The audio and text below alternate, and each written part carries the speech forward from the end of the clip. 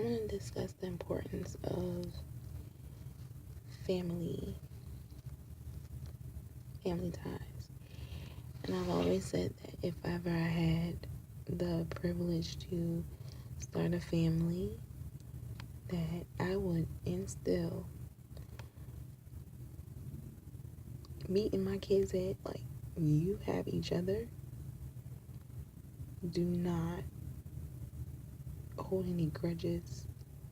Talk about them. Your family. Your family comes first. And don't take advantage of each other. Forgive each other. Always look out for each other. I would say anticipate the needs of one another. And pull together. Get it together. Because you only have each other. And myself as a parent, I would not be there forever.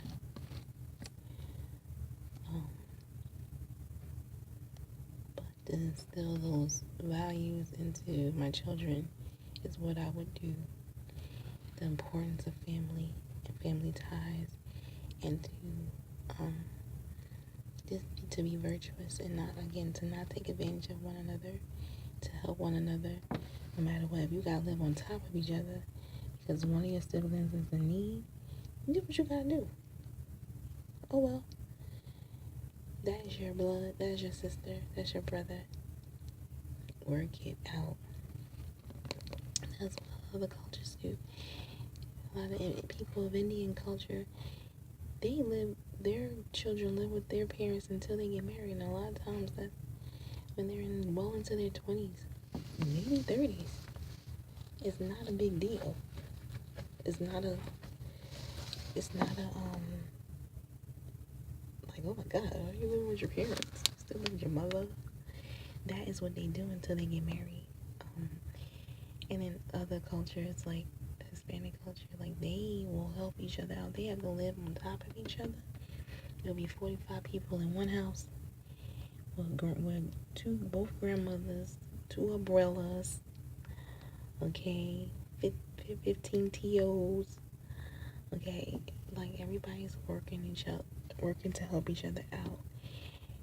Except for in the African American community, it's very rare that you'll see families stick together like that. And actually, I was surprised when it happened.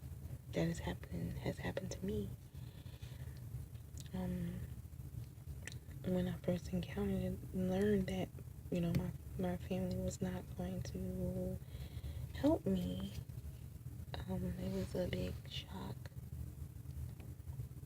to say the least, a huge shock. But then I had to learn to kind of say, okay, well,